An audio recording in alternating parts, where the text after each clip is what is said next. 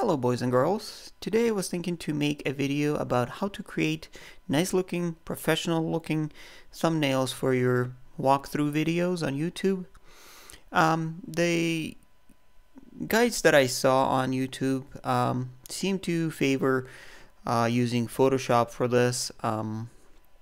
It's certainly very nice and convenient, but not everybody can afford Photoshop. Being a professional photo editing software, it costs hundreds and hundreds of dollars. I dabble in photography, and I do need a photo editing software to do that and retouching and things like that. But I cannot justify spending that money on that tool suite. So what I chose to do instead is buying Photoshop Elements, which is a lot more affordable and still has most of the functionality needed to do occasional photo retouching, editing, things like that. So it works very well when you need to create something simple like a thumbnail.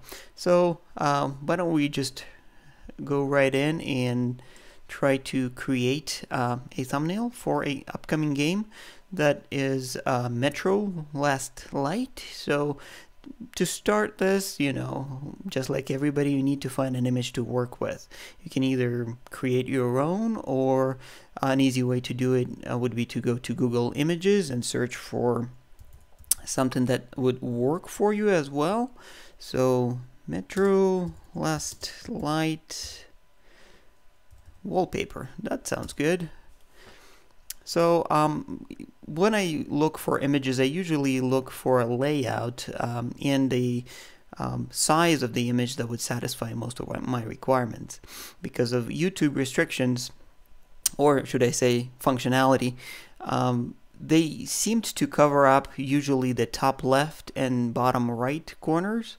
Top left usually has a number of the video if you include your video in a playlist. So that would be a sequence number over here, and then the bottom right would have your length of the video, so that would be covered up. So you don't want a thumbnail that has some kind of a useful information in those corners. So this first one happens to be a very good example of what I would be looking for. It's pretty much the right aspect, not quite, but close enough. The game name is right there in the bottom, in the top right, which would be visible very well, and the bottom left corner is completely available. There is nothing important there. There's just some background, so that's where I would be putting my information and the sequence number of the video and things like that. So this example works very well, so let's go ahead and pick that one. And let's save this, and next we'll just go ahead and start with our Photoshop Elements. So let's see, let's open this up. So first thing I do usually is, as I said, choose the layout, and because aspect ratio of this photo is not exactly a 16:9 required by YouTube, we'll need to crop this a little bit. And the nice feature in Photoshop Elements is being able to specify the crop size. So a good HD crop size, I happen to have it already highlighted here, is 1920 by 1080. So that's a 1080p resolution, which works great. So if I just go in and start selecting, dragging the crop tool across it, it doesn't go bigger than this. It will retain the aspect ratio and not let you go beyond it. So that's very good. And then I just need to move my crop layout here to what fits this picture best, and I would like that Metro Last Light logo to be there, and try to not cut off the feet of the guy standing in there. So this seems right, so I just confirm the selection and I'll crop it to a selected size.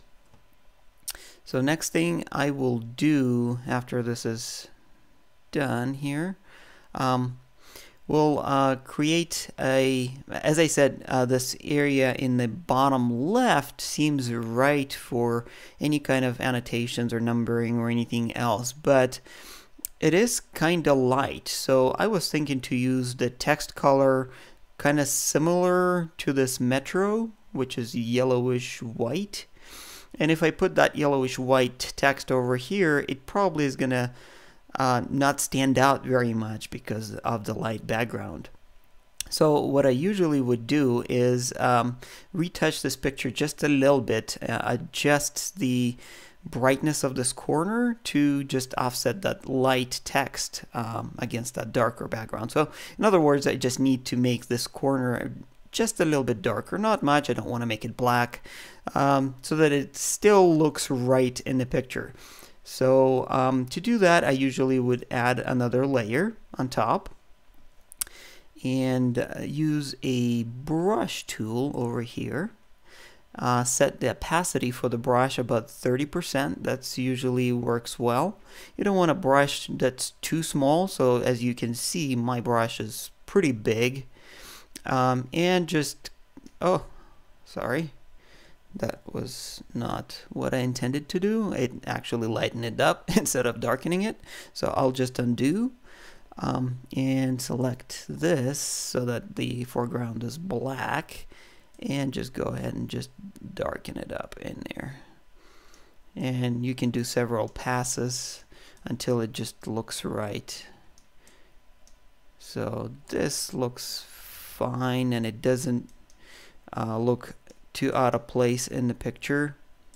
The picture still looks okay, as if this is just a shaded corner, but that will make a big difference as far as bringing up the text once we put it in there. So next thing, you know, without further ado, we'll just put in some text in there, and we'll just do a sequence number for this. So let's do like a number 01. That's fine.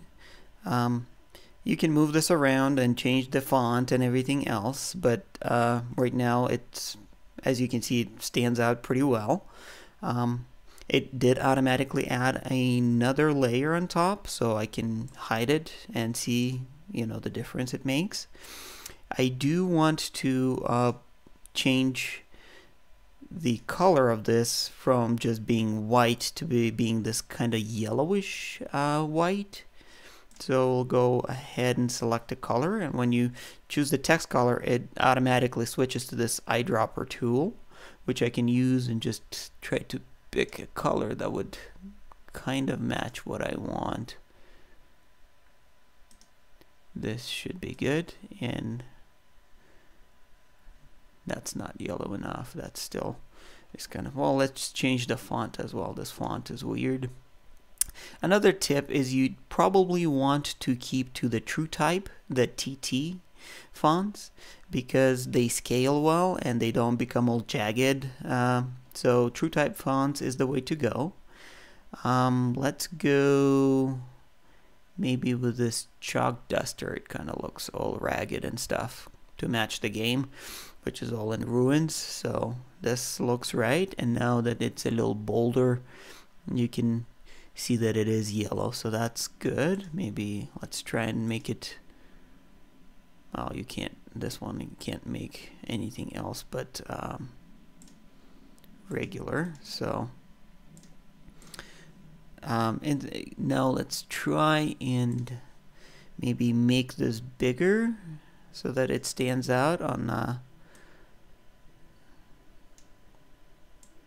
let's see. This looks just about right, maybe just a little bit more.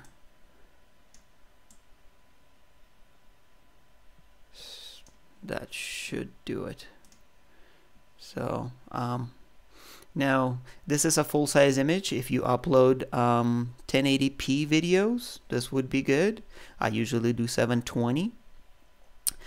So this, you can just do it as is, you know, save it as a PNG file, and you know, with this kind of resolution, I usually crop mine to match my videos to 720. So in order, if you want to do that, you would go to image adjustments here and do a resize, image size, and make sure that this link is here so that it maintains the aspect ratio.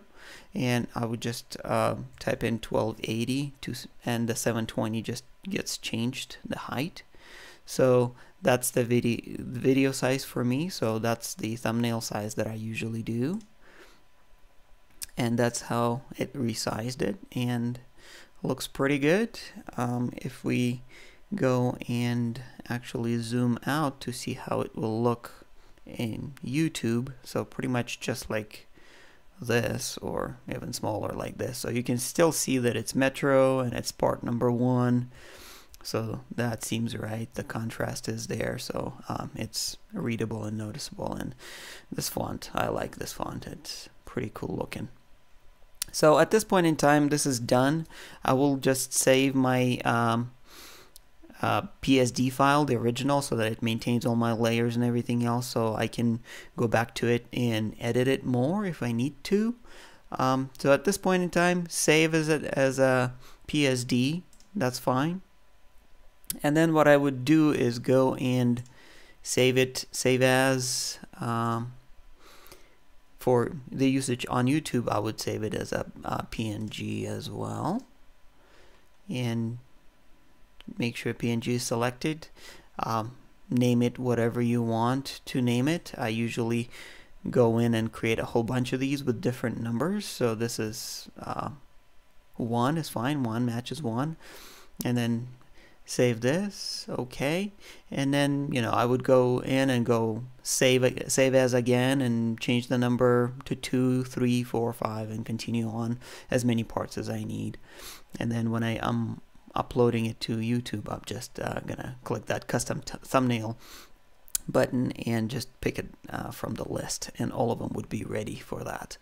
So that's one way of creating thumbnails. Another way would be, if you don't want to use a wallpaper from Google Images or something like that, you can use a in-game screenshot. Usually that would be the same resolution as your video anyways, because that's how you recorded it and that's how the video is. So that's nice. You don't need to do any resizing or anything. I use Elgato, so as an example, I have a little video here of Call of Duty Modern Warfare 3, and this looks like a pretty good screenshot there. Has the name of the game. It does have a little bit of a text here that wouldn't look very good in a thumbnail. It would kind of distract, plus it doesn't leave very much space here for like the sequence number or anything like that, because it would clash here. So we could use this, and I'll show you how to clean this up real quick in Photoshop Elements. It doesn't take much, about 2-3 minutes, and it's done. So let's go ahead and do a snapshot, this little handy button here, and it just puts it on your desktop as a PNG. So let's go ahead and get started with this. You would just go ahead and zoom in into the area that you would like to edit. So let's see. So first of all, this press start button would need to go, definitely. And there's this handy clone stamp tool. You would pick that, and holding the Alt button or Option on a Mac, if you're on a Mac, which I am, you just put a designated area for where the cloning will take place. It will take a piece of this image and replace the places where I click with that image. So as you can see, it shows you a little preview of what it's going to look like when I click the button. So I'm just going to start clicking here, and it's just gonna, you can see that little X there that follows the big circle. It just tells you where it's taking the images and replacing it. So that was pretty easy. Let's zoom out a little bit and go and do the same thing with the other text here. So Alt again, designate an area where to copy from, and then just go ahead and go to town and just start deleting it. So this is easy because it's all on a pretty much black or dark background, and you won't pretty much be able to see it. You can vary it a little bit by holding Alt a little bit more here and maybe just lightening it up over here because the bottom seems to be a little lighter. So, and you don't want to be holding your mouse button all the time because you do want to let it go so that it takes a new copy of the source, and it prevents, you know, copying over the same thing over and over again. So, and I do keep the size of this tool or brush or however you want to call it pretty big so that, you know, it doesn't create too many small pixels there. Plus it is faster, and when quality, too much of a pixel quality is not important, it's not very important to select a smaller tool either.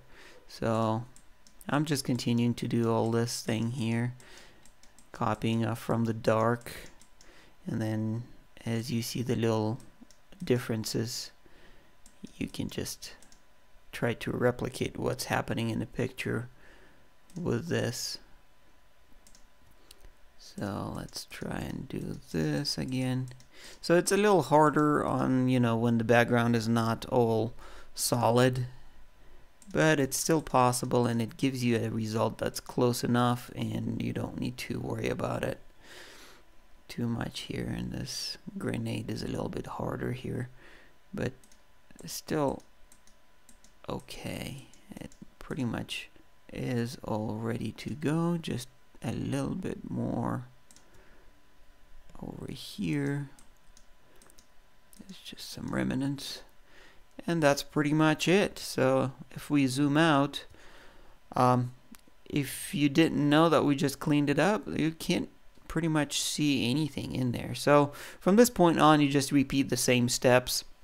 On this one, if you want a text to be pretty white, like the Call of Duty text, you don't need to do very much. This corner, the left bottom corner, is already pretty dark, so you just go ahead and type something like this in here. Let's just move this over, and that would look okay without anything extra. So from this point on, you would save this and proceed to change the numbers and saving as, you know, PNG, and have as many as you need. At this point in time, this is pretty much it. You're ready to go. I will make another video for another tool, which is completely free, called GIMP, and it's a full-fledged photo imaging editor that's kind of like Photoshop, but completely free and open source and community supported. So if you're looking to make thumbnails and not invest any money in it at all, you can still do that. And of course, if you like this video, if it's helpful, please like it, subscribe. Your help is very appreciated. Thank you.